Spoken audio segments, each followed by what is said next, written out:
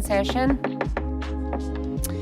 For the record, council members Lee and Fimbres will be participating electronically through Microsoft Teams. Alrighty, let's go to roll call. Ms. Santa Cruz? Here. Mr. Cunningham? Here. Mr. Dahl? Here. Mrs. Lee? Here. Mr. Fimbres? Here. Mayor Romero? Here.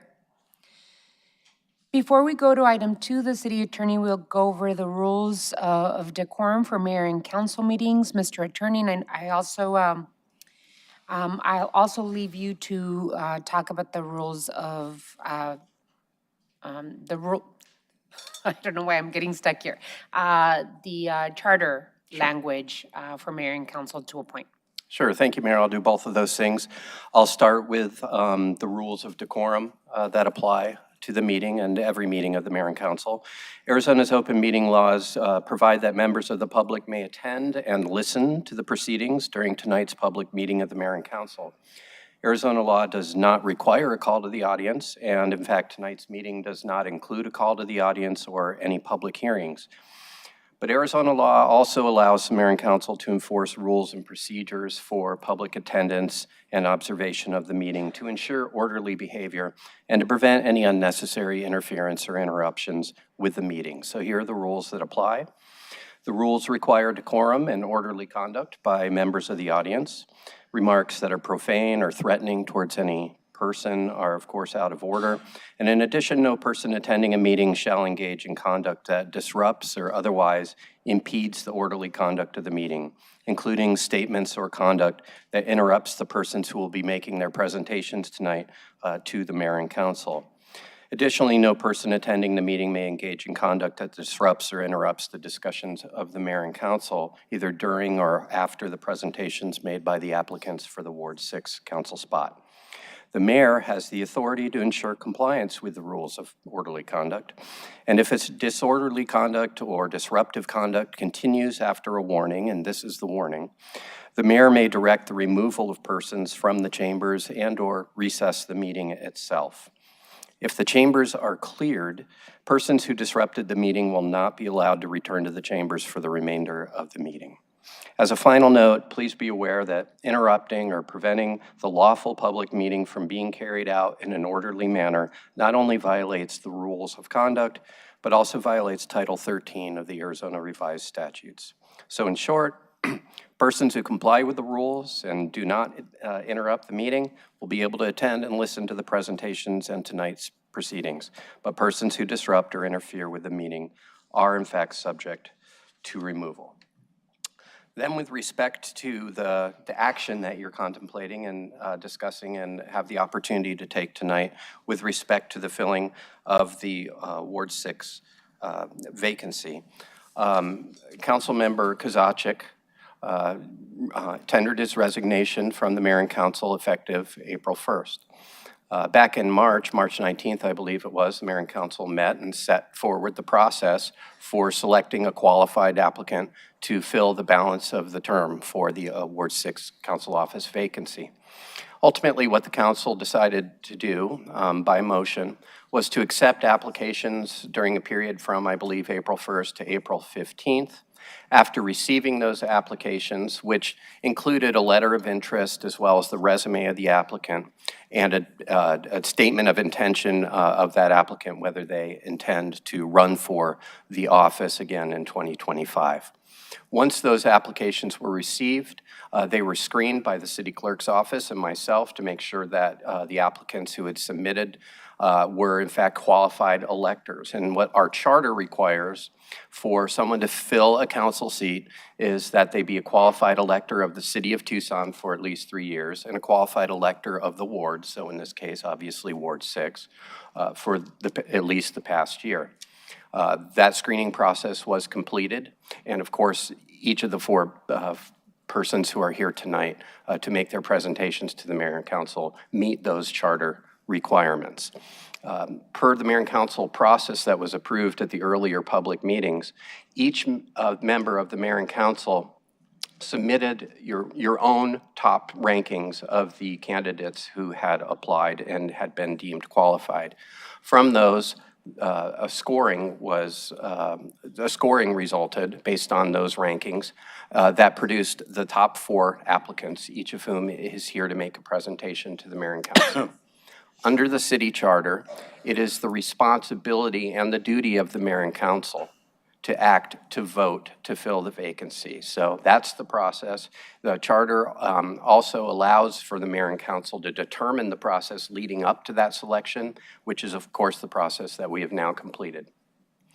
The selection of a person to fill the balance of the term can be accomplished by motion, but I've provided a ordinance for the mayor and council, so once a selection is made, that we can adopt it by ordinance, and that way there's a formal memorialization of the selection. Thank you, Mr. Attorney. At this time, the 4 finalists for the Ward 6 vacancy are invited to make a presentation to the mayor and council. Each person will have 5 minutes to speak. Additionally, the mayor will be asking 3 questions for each applicant. The way we're going to do it is we're going to have you do the presentation, each of you, and then have a seat. And then we'll invite the candidates to answer some questions, and every candidate will respond to the 3 questions. And then it'll be the pleasure of council. Our first person to invite up is Pamela Powers.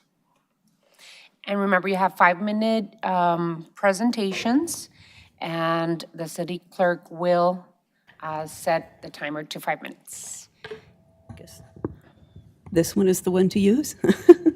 All right, Honorable Mayor and City Council members and members of the general public here in the audience and also online, I want to thank you so much for inviting me to speak this evening. My name is Pamela Powers, and I am a 20-year resident of the Palo Verde neighborhood in Ward 6. I was a 30-year-old pregnant woman and with my first child when I first came to Tucson with my partner in 1981. We settled here, we raised a family here, we had 2 successful small businesses here. Both of our children and all 4 of our grandchildren were born and raised in Tucson, and all but one of them still lives here. My kids graduated from Tucson Magnet High School, and my daughter and I are both alumni of the University of Arizona. I care about the future of Tucson, this eclectic, big, small town that has been my home for most of my life. My family has strong ties to Tucson. Our family history is intertwined in the neighborhoods where we lived: West University, Pie Allen, Fort Lowell, and Palo Verde. That's why I submitted my name for consideration to the Ward 6 seat recently vacated by Steve KOZACHIK. I believe my background in finance, management, communications, and public health, as well as my experience serving the northern part of Ward 6 and the northern part of the city of Tucson in the Arizona House, will be useful to the city of Tucson on the city council, particularly as we face tough budgetary choices. For 6 years, KOZACHIK was my city council person, and I was his legislator. In the legislature, I served on the health committee and the money committees, Ways and Means, Banking and Insurance, Commerce, and Regulatory Affairs. I have decades of management experience as managing editor for the American Journal of Medicine, one of the world's preeminent internal medicine journals, headquartered right here in Tucson, Arizona for 20 years. And before that, I was program director for the Arizona Smokers Helpline at the University of Arizona. I have written and negotiated multiple budgets, proposals, and grants. Tucson faces projected multi-million-dollar budget shortfalls in the coming fiscal years, due primarily to bad decisions made by the Arizona legislature, most notably the flat tax. Until the flat tax is repealed, the state budget, all county budgets, and all local budgets will be facing budget choices that are really hard and perhaps budget cuts. I believe my background and my penchant for asking questions, looking for creative solutions, and communicating with the public would be helpful in these uncertain times.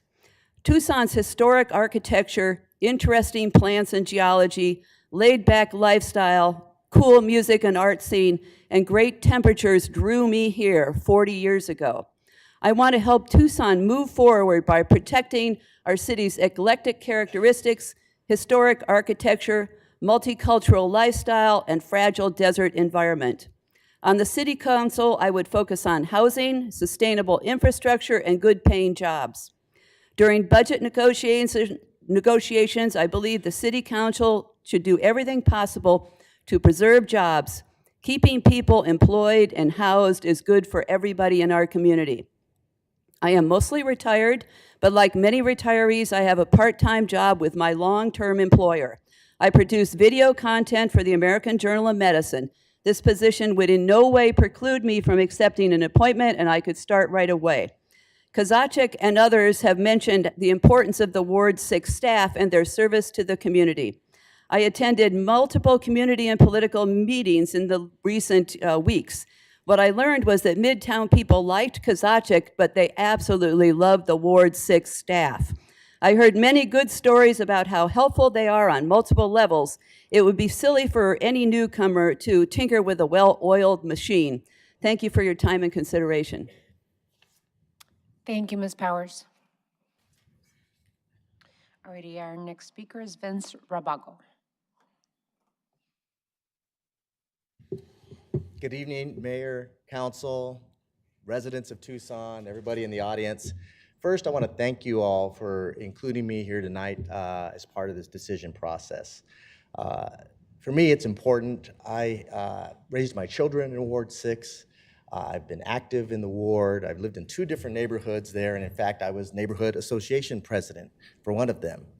I think it's important to have somebody who has that involvement and has been there actually right here at this podium before as a member of a neighborhood association on behalf of residents and just on behalf of myself, speaking to issues that are important to Tucson.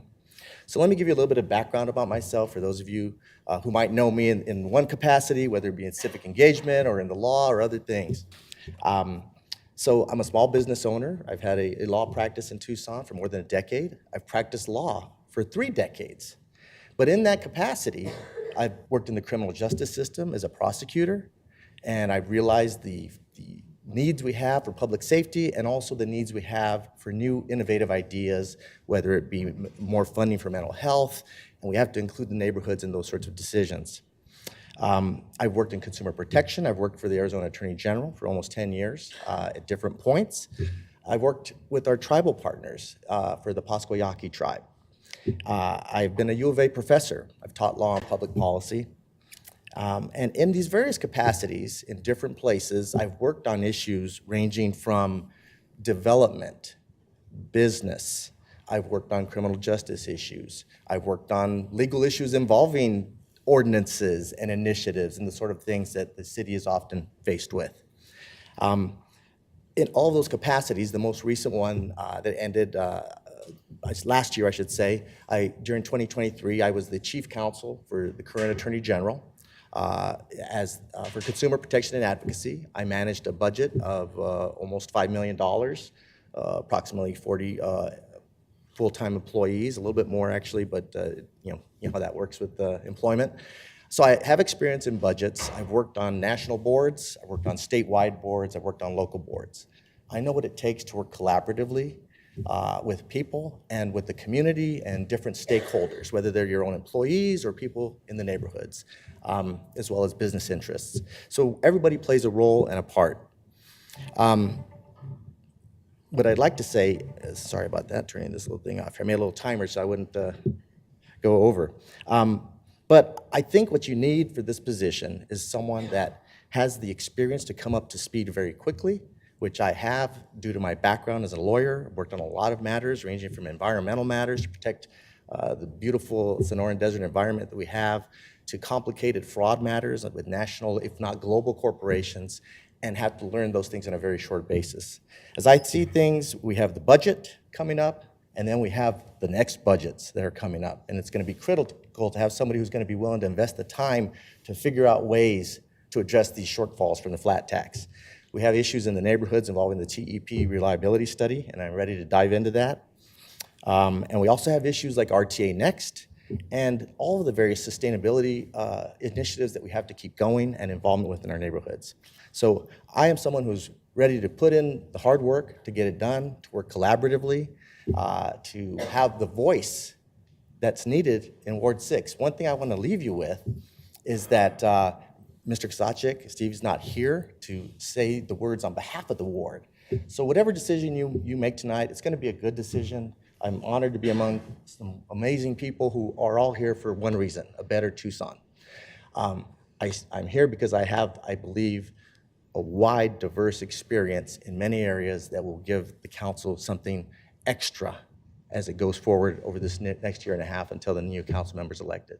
So I'd ask for your support. Of course, you're all going to make your decision, and it's going to be the best decision we can get, I'm sure. And I look forward to answering some additional questions. Thank you. Thank you, Mr. Rebago. Our next speaker is Ted Przalski.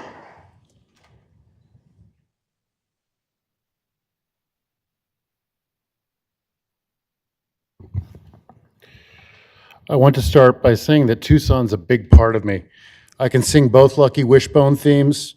I have a complete Tucson Toros uniform in my closet, and I can quote George Hand's diary. I grew up here and have a strong love for this city. My Aunt Yaya worked at the Plaza Theater and would wait in Ted DeGrazia. My grandmother was a neighbor of Lalo Guerrero, and he would sometimes sing songs for her when she was doing chores for other families on the street. My aunts and uncles all have beautiful stories about growing up in Tucson. That said, I also grew up hearing stories from my mom. She grew up in Barrio Millville, south of the railroad tracks. Despite living near downtown, her neighborhood didn't have indoor plumbing until after she was born. It was among the last neighborhoods to be electrified. People there were too brown and too poor to be high up on the list. Her memories of school included the principal who visited her class to tell the Mexican-American kids that they needed to forget every word of Spanish they knew if they wanted to get ahead. She's nearly 80, but still tells me about that she remembers the taste of dish soap that one teacher used to wash out her mouth when she spoke Spanish to her friends on the playground. I tell you these things not because I want you to feel sorry for me, and certainly not my mom. Stories like these are why I do the work I do as a political activist, union member, and council aide. There are two big challenges before the council. One is the budget that many of the other speakers have talked about, and this is because of policies from our state legislature that put us in a really bad spot. It's easy to say cut the fat, but many of our city departments are already stretched, some being only a third the size that they were when I started working here. You've done a good job of identifying core services, but there are going to be some difficult questions in the next fiscal year. The other big challenge is homelessness. All of you understand the scale of the problem. It's the #1 call to all of your offices. I've made visits out to camps and helped keep people in their homes myself. The city's approach has been creative and needs to continue. Given our budget issues, it may be hard to keep purchasing old hotels and funding housing programs, but we need to remember that the simplest solution is to get people more places to live. The work I've done for the city has prepared me for this position. I've worked with neighborhood associations on issues ranging from development to street work. People that haven't worked in a ward office or served on the council don't know how much constituent service is part of the job. This is important not only to help citizens with basic government services, but the issues we encounter in constituent work can help us guide policy. I'm ready to take this position tomorrow. I was joking with someone that I don't even need a new email address or even change my schedule. I've known most of you since before you were on the council. I understand how you as a group work, and I know all of your priorities, and I thank you for your time. Thank you, Mr. Przalski. Karen Ulick?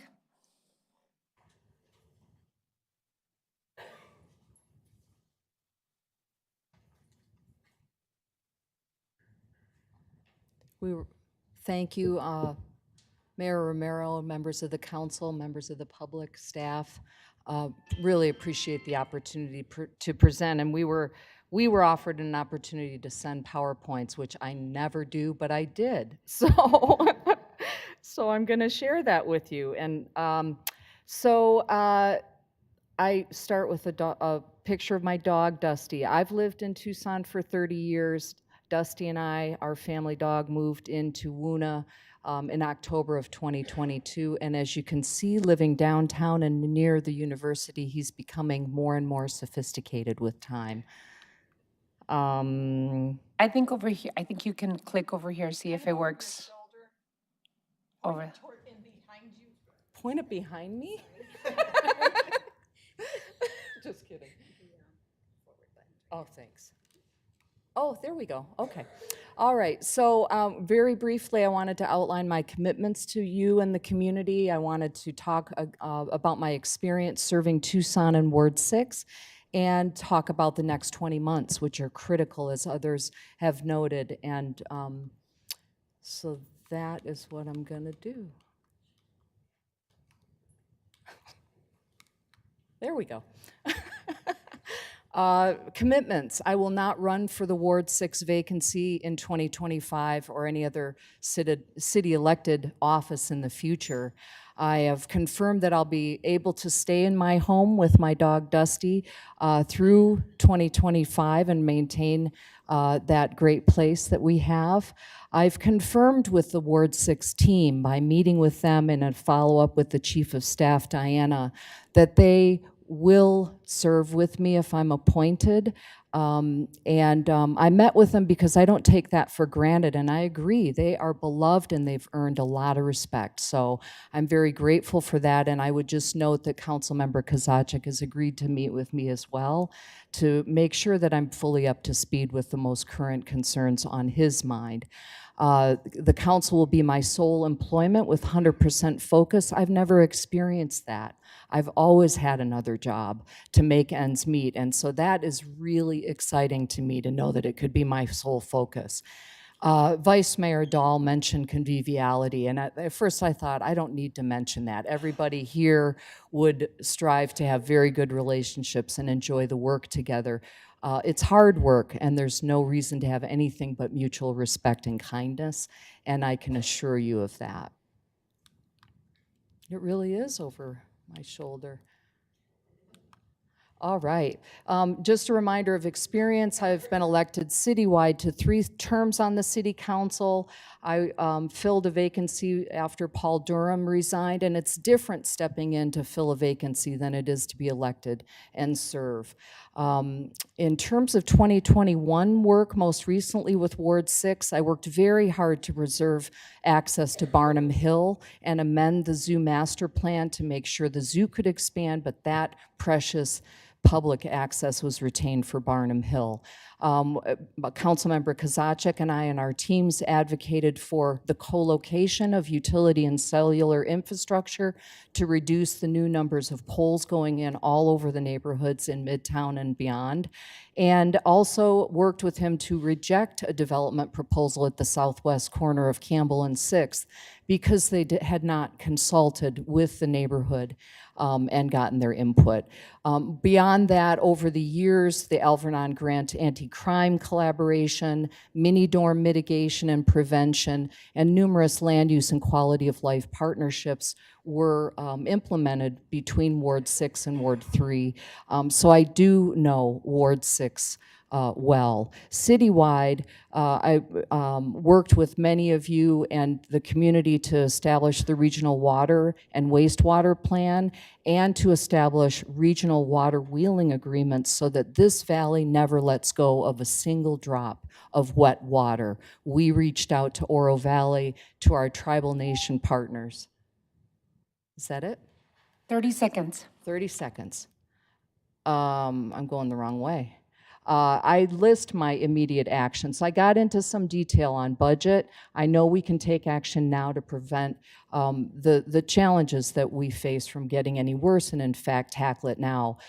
I know Councilmember Fimbres especially remembers the downturn in 2008. I was at this table and worked with him and many others to navigate that. Thank you very much. Thank you, Ms. Zulik. So at this time, I'm going to invite the finalists to answer some questions. And these are questions that were submitted by my council colleagues. I chose 3 because we don't have too much time, but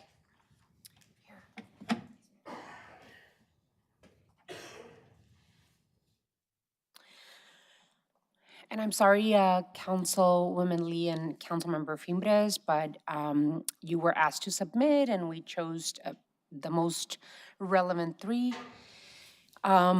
So what I'm going to do is call up Ted Przelsky. We'll ask the 3 questions, and then I'll call the next candidate.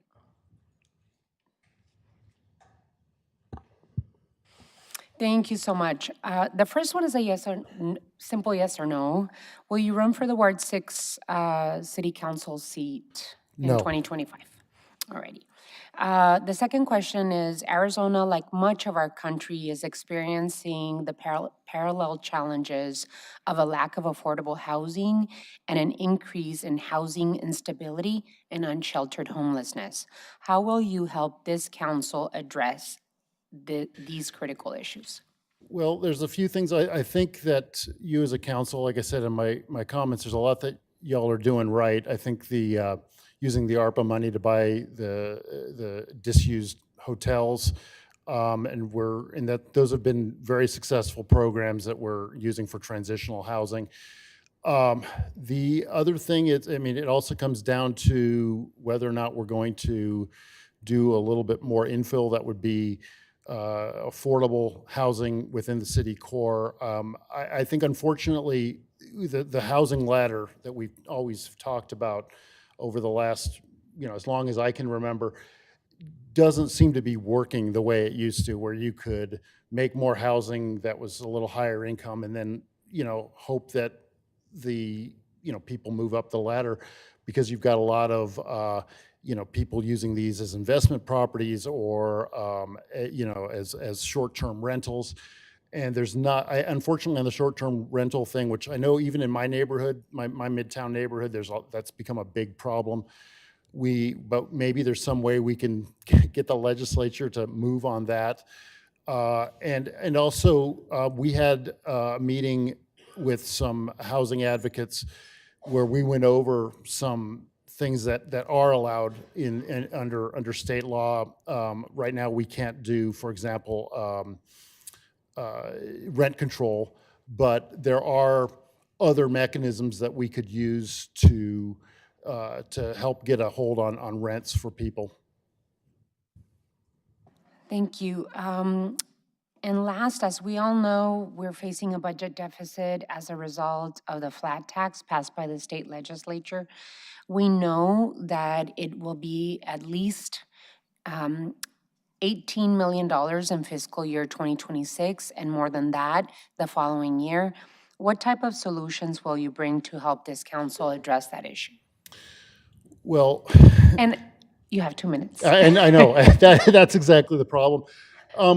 There are things that we've done over the last few years. I mean, the CSO positions that we've opened up have made it so that we can do policing with a smaller force, because not every call needs a guy with a badge and a gun to show up. I know that the Tucson Fire has looked at something similar with with some of their things, but it's unfortunate because, like I said, there's a lot of I've done a lot of work with the Parks Department, and they are down to, I think, a third of the workers that they had when they started. So it's going to take a lot of creativity, and also just kind of finding money from other places. It's tough. I've got to look over it too, and I admit that I don't have all the answers, and certainly not answers that I can give in 2 minutes. Thank you. I really appreciate your time. Now we're going to call up Vince Rabago. You get the benefit of hearing the questions. It's going to be the same questions, it's same 2 minutes. I'll start brand new. All righty. Will you run for the Ward 6 council seat in 2025? No. All righty. Arizona, like much of our country, is experiencing the parallel challenges of a lack of affordable housing and an increase in housing instability and unsheltered homelessness. How will you help this council address these critical issues? That's an excellent question. It's an important one. I'm happy to have had the experience, actually, when I was working with the Pasquayaki tribe, to work with their housing department and not only represent them, but work with them on various issues, including the tremendous lack of available housing or the costs, ranging from providing housing, ideas that were mentioned, for example, existing structures, infill, those sorts of things, but also new housing that can be affordable. So in that realm, I've had direct experience working on and helping guide through big, massive projects involving low-income tax housing, tax credit programs to allow people to come in, they rent, there's a lower rent basis there, and ultimately with the potential for home ownership on those types of projects. But you can also do it differently, and you can do it whether it be apartments, condos. There are different ways to handle those sorts of projects. I think we have to look at all of those things on the table. I don't know that a housing authority is an idea, but some communities, some cities actually have housing authorities. It divests the city a little bit and gives a very focused mission to an entity that is part of the city structure, but it's its own entity. That's something that ought to be at least examined. You need to look at the issues of tiny housing as well, those sorts of things. And all of those, that's just the housing component of this. There's a lot at stake here. In addition, you have to look at the impacts of the people that are homeless, those that are refusing to seek homes, but those that want homes. Because there are different populations in that basis, and it impacts them, it impacts neighbors, it impacts law enforcement. So that's a very complex issue. I think it's an important issue, and we have to include that as part of the discussion. You have 12 seconds to play with. And the third question is, as we all know, we're facing a budget deficit as a result of the flat tax. We know that we will have at least an $18 million shortfall in fiscal year '26. What type of solutions will you bring to help the council address this issue? Well, I think first and foremost, as with any sort of looming budgetary crisis, the first question is one of inclusion of the ideas and of populations and stakeholders. So I think if it hasn't been done yet, first course of action is to reach out to all city leaders, different departments, and say, this is, as if this is going to be the budget, what would you do to still meet the needs and the services we provide, but with less money? And then you have professional opinions coming from those that work in the city, but you also do the same with our community stakeholders, including the business community. And you look at everybody and you ask for their inclusion, and you come together so that when the rubber meets the road and you're facing those difficult decisions, everybody has been brought into the process, everybody has provided input. Nobody's going to get everything they want, of course, in these sorts of difficult decisions. But I think that's the first approach I'd bring. The issues that were mentioned, obviously we need to get rid of that flat tax. That's harming everybody. So I think aside from that, that needs to be also a #1 priority in terms of lobbying, getting other partners throughout the state to focus on the legislature with laser-like focus, and not just the legislature, but all the communities across the state that are facing the similar problems. Because rising together as one voice, we can hopefully change some of the decisions that are being made on those fronts. I'll kind of end it with this, and I'm probably running out of time. There's a quote from Benjamin Franklin, and it's energy and persistence conquer all things. So what we need to do on these issues and the other questions you're asking is we need to bring energy and persistence to these issues, because they're not going away. And I'm excited and happy to offer my energy and my persistence, which I've shown throughout my entire career, both in professional settings and also in the community and civic engagement, to bring those sorts of focus and those sort of collaborative processes to look for new ideas. Thank you, Mr. Rabago. Thank you. Ms. Ulick?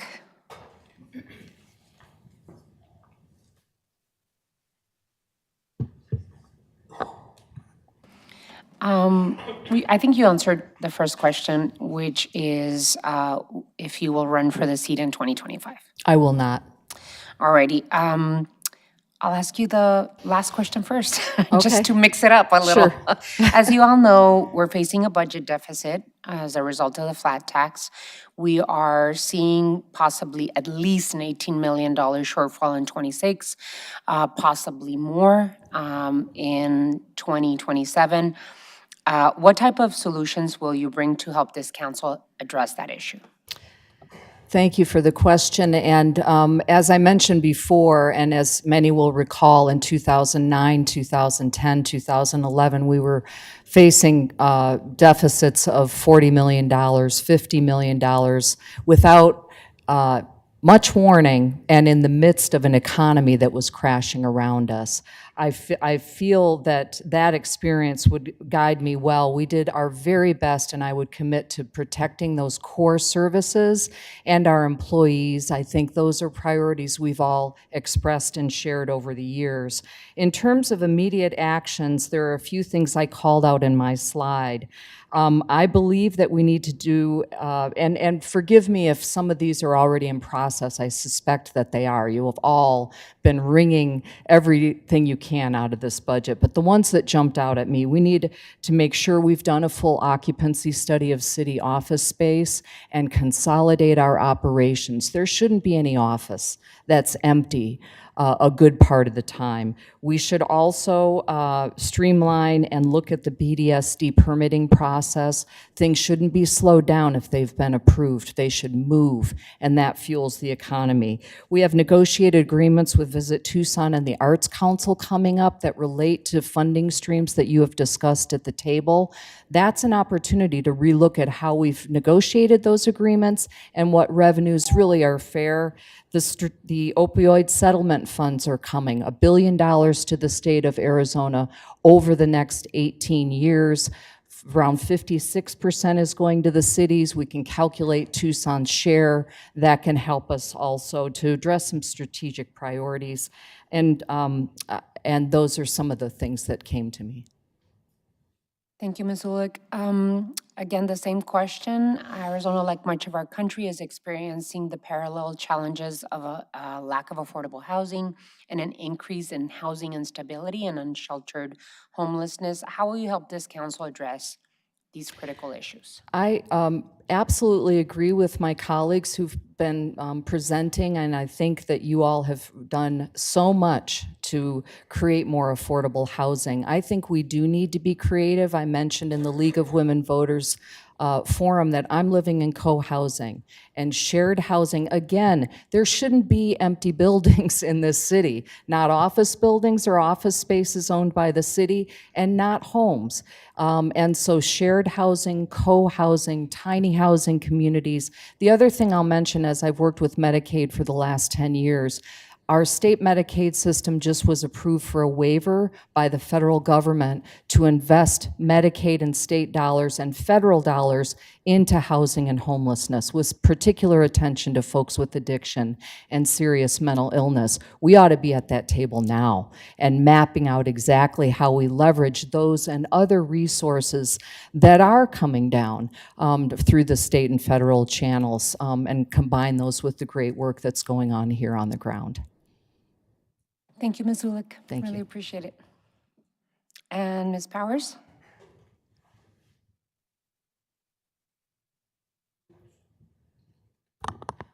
Thank Back you. down here for the shorties. Will you run for the Ward 6 council seat in 2025? So I put in my letter that I was undecided because I don't want to be that person who changes my mind in the future. And so I stick by undecided. Okay. Let's go to the third question. As you know, we're facing a budget deficit as a result of the flat tax passed by the state legislature. We're facing a more than $18 million budget deficit in 26 and possibly up to $40 million in 27. What type of solutions will you bring to help this council address that issue? Well, I think that my colleagues have mentioned a lot of good ideas previously. I think that one of the things that we really need to do, and I believe that, I'm sure, Mr. Ortega and his staff and everybody else have already done this, but to really comb through the budget and see where there might be, like consolidation of offices, as Ms. Ulick mentioned, or things like that might not be evident at the beginning. I also think that we have power, as others have mentioned, by being in in league with the League of Cities and Towns. They're very powerful in the state. The state has not negotiated its budget yet, and so I think that we really need to support the league in whatever they can do for us at the state legislature, because that's still going down. And obviously, they would be a powerful ally of ours in trying to repeal the flat tax at some point in the future. Other things that you guys have been doing, and I think that we could continue to do, and I might be able to help you with, is looking for outside funding, looking for grants, looking for federal money, and looking for ways that we can bring in other pots of money to the city of Tucson.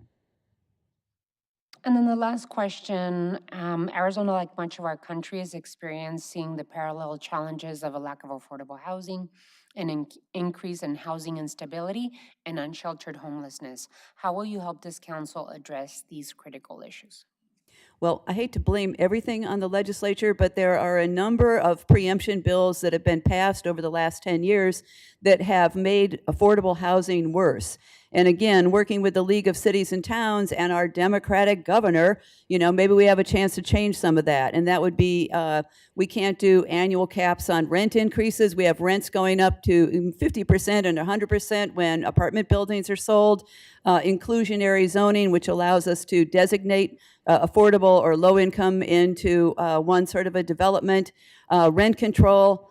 Airbnb regulation, as Ted mentioned, our neighborhood is being overrun with Airbnbs, and houses that used to have families in them are now have tourists, and you know, dogs that used to live there aren't there anymore. And my dog's like, who's that dog? And who are those people? And so we really need, and again, this is a bipartisan issue at the legislature, is controlling short-term rentals. I also think that we could have property tax support for seniors to keep them housed. I think we should focus on keeping people housed rather than trying to help them once their lives are falling apart. And also for homelessness, I would look at the idea of sanctioned camping with you know, buildings that have you know, dignity centers. They have toilets and showers and laundry facilities and perhaps referrals. But if we had some sanctioned camping where the homeless or the nomads, we have nomads living on the streets in cars, you know, where those people can go. So 26 seconds left. Thank you so much. Sure. Really appreciate it. Thanks. All righty. Really appreciate the participation of all those who submitted a letter of interest and their resume interest in this position. And of course, the 4 finalists that are here tonight. Thank you for putting time for your presentations. And I know there was a public forum with the League of Women Voters. Thank you for attendance in that. Item 4 is mayor and council discussion. Do you need to read anything? Okay. So at this time, mayor and council will be allowed to discuss and consider the applicants for the vacancy. I just wanted to make sure that I open up the item for thoughts from our colleagues and then the council's pleasure on how to move forward. Any interested takers? Councilmember Santa Cruz. Hi, yes, thank you, Mayor. I think I just wanted to start off thanking all of the people that submitted their names and went through the process of preparing and presenting to Mayor and Council. I think as I heard everybody, you know, talk about their love and their care for the city of Tucson, their work and their passions, and how that's related to how they would show up on this council, made me feel a lot of gratitude that there's so many people out here that are willing to put in the work, because as stated, I think by all of them, that this work isn't easy. It's can be very thankless, but it gives me a lot of optimism about our community and how much we care about it. So I want to thank all of y'all for taking the time and preparing to speak to us, because I know that that's it takes time and also, you know, not easy. So just gratitude. Any others? Vice Mayor. Thank you, Mayor. This is a hard decision. We've had some really good applicants, not just the 4 top-tier people who all of you could easily come into this, but other people who didn't get the ranked choice voting. I want to explain a little bit about my decision-making, and I put this out in my memo when we did the ranked choice, but it still applies. And it's not that the first thing I mentioned is top, but these were all the things that were going into the mix in my mind. Whether the applicant would commit to not run for the next term, I thought that a placeholder would be the most appropriate in this situation. The experience that would be applicable to serving on the city council. Comments from the public, we got lots, and I read them all. I watched the forum, and thanks to everybody who spoke at the forum. And I love the surprise ending when Nina Trasoff stepped aside. Whether the candidate would be distracted with some sort of other employment while serving out the term, and whether the applicant would, what sort of diversity of experience or perspective the applicant we could expect to bring to the council. And I did use the word convivial.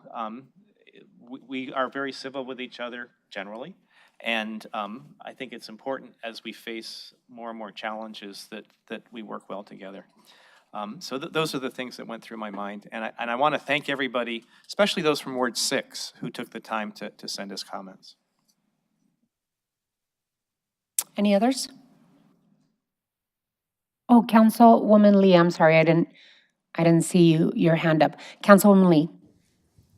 No worries, Mayor. Thank you so much. Like several of my colleagues have already said, I really want to thank everyone who took the time to even apply for this, as well as attending the forum. We had so many amazing candidates and amazing folks show interest that I agree with Councilmember Santa Cruz. It was very inspiring to see the amount of interest and the quality of every single person who took the time to apply. So I just want to also express my gratitude to each of you. I also want to thank the clerk's office specifically. I know we threw our procedure out there, and it required you all to really come up with some different solutions for how to approach this, and that took some effort. So I just want to thank everyone who helped make this process a reality.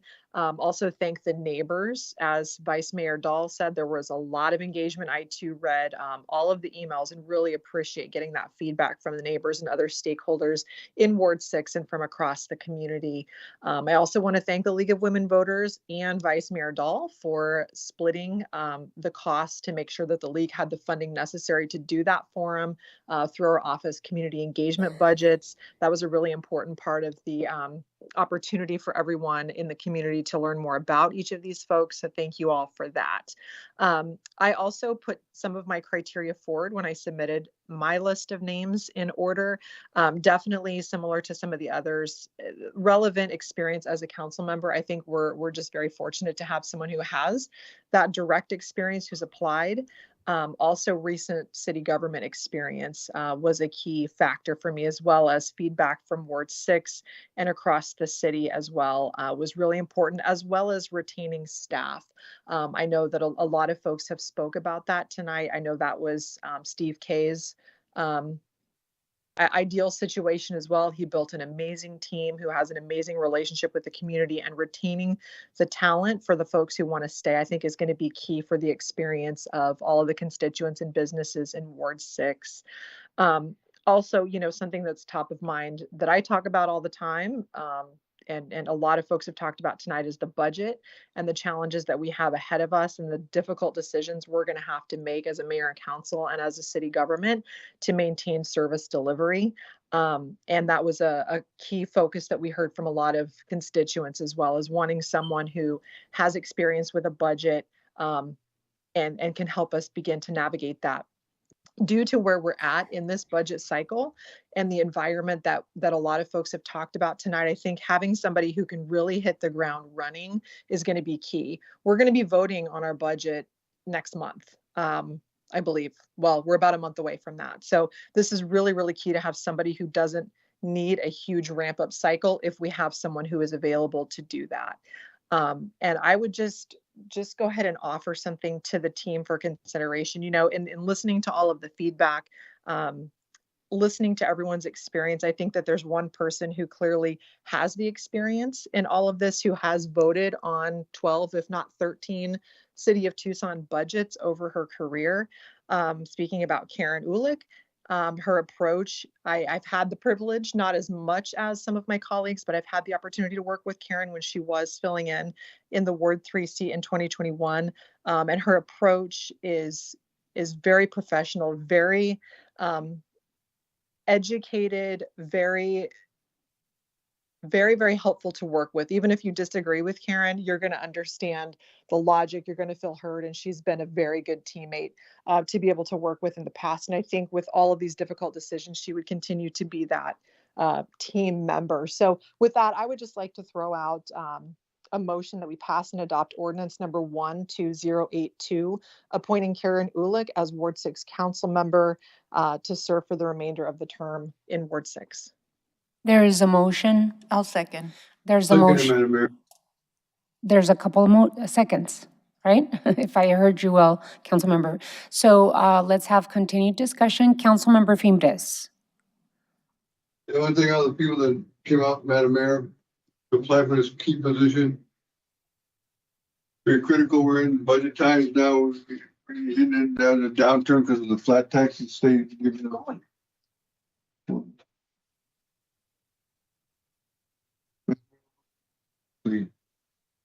Karen Ulick would be my first candidate selection. Also, I think Nikki Lee had run the nail. Thank you, Madam Mayor. Thank you, Councilmember Fimbres. I just wanted to add to the dialogue, the discussion that we're having. I too submitted, when I submitted my candidates, I talked about the reasons why. First and most importantly, I believe that in terms of pointing to this seat, it was at the top of mind for me for the person not to run for the seat. Only because I want to make sure that the residents of Ward 6 and the entire city can have a clean slate of candidates that can talk to them about their vision as a Council 6 council member and a city council member. So I only included 3 individuals that were absolutely sure that they were not going to run for the Ward 6 seat. I don't think that it is my appetite to add my thumb to the scale and give someone that leg up for 2025. I too was looking at the experience of being able to understand the City of Tucson budget, being able to come prepared. There are difficult decisions that we have to make in the next 18 to 20 months. And so I want to be able to have an individual that has the experience and can provide feedback and input and ideas to the issues that we have to make decisions on. It is our budgets, it's RTA Next, it is the reliability issue that is a very difficult one that we have to confront. And I want to make sure that we have an individual, not just with the experience, but with the temperament to be able to listen to all of the community, the different stakeholders in the community, and then, of course, the mayor and council. And that we listen to each other, that we have a person that will help us reach consensus. And Karen Ulick came on top of my list. And so with that, I'd like to invite my other council colleagues to discuss. Councilmember Cunningham. So a couple things. First of all, I've served with Karen Ulick for 12 years and 9 months. I'm based on this vote, I'm gonna serve for another 18. I'm totally good with it. Like, it's fine. It's a very good thing for the city. We're very lucky to have someone like you who can step in and do these things this easily. Being said, I was way more mixed up on this than all you guys, man. I mean, first of all, I was, hey, maybe somebody should run, but then I talked to Vince Rabago and I was like, boy, that'd be great if he ran and got appointed. And then I thought about how we're gonna have all these troubles in the legislature and how Penn Powers Hanley used to be a legislator and could probably help us navigate all these cool things and maybe get us our $27 million back. And then I thought, wait a minute, one of the best people in the world that I know who is my ambassador, he's one of the most brilliant people I've ever met. He's also loyal to a T. He's worked in my office for the last 10 years in constituent services. And his lifelong dream is to serve the public, and he's living out that dream, and I thought no better than Ted. I got to take up for my guy, all right? I mean, he is so outstanding, and we're going to come up short tonight, but he was my first choice, hands down. We're a really cool city that the crazy thing is that all 15 people who applied can do this job. There's no doubt about it. And I hope some of them run. One of the things with Vince that was pretty interesting for me was that, you know, you can always use a lawyer on the board. It was actually nice, no offense to you, Mike Rankin, but it was nice to have Jonathan to kind of second guess you and challenge you and push back on you a little bit. You can always use a lawyer on your board. So for all you nonprofit leaders and cities out there, it's always good to have at least one lawyer on the board, just saying. But all those things kind of came in, and there was this just mishmash of discussion. I've been around Tucson a long time, my whole life. Longer than all the applicants, just saying, except Ted. But one of the funnier things I'll say is that I had relationships with quite a few of the applicants. I know them from different things and different walks of life, and that made, you know, oh yeah, I'm above personal feelings. That's baloney. Nobody's really like fully above that. You try to do everything as above board as you can, but at the end of the day, my good friend Ted Brzezelski should continue his quest to run for office, maybe hold public office. But in the meantime, Ward 2 and Ward 2 constituents are going to be the luckiest people in the world to still have him in my office. So I win today by losing. So the bottom line is that I'm going to support this vote for Karen. As a council, we're going to be unified. And as a council, we're going to do the right thing.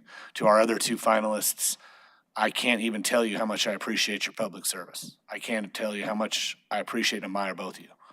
But at the end of the day, this is how we're going to do it. It's the safe move. And not only that, it's probably the best move when you really go over everything. And that's just the way it is. So I'm speaking from the heart. I love my guy, and I think he would have been an outstanding Ward 6 councilman, but we still get him. So, haha. All right, that's it. That's all I got. Any others? I too want to add my respect and admiration for the Brzezelskis and their entire family for adding more than 50 years of community service to this community. Ted, thank you so much for giving us that story, for telling us that story. It's important to remember that your quest for social justice is alive and present in you, and I know for a fact that you will continue serving, all of your family will continue serving our community.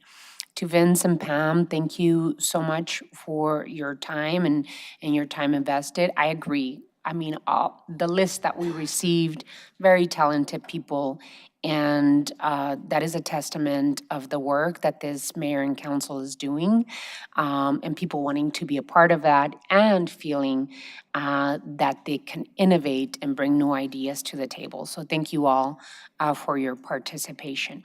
If there's no other discussion, there is a motion on the floor and a second to the motion.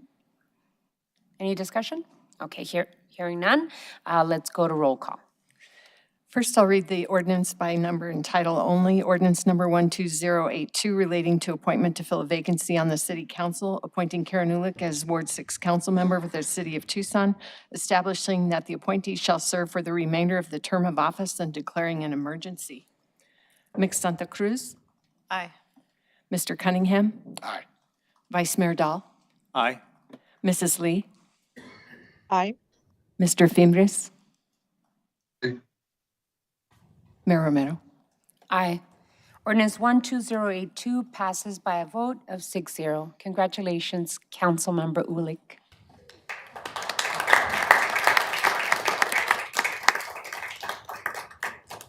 Item 6. Adjournment. Council will stand adjourned. The next regularly scheduled meeting will be on Tuesday, May 7th, 2024. Congratulations all, and thank you so much.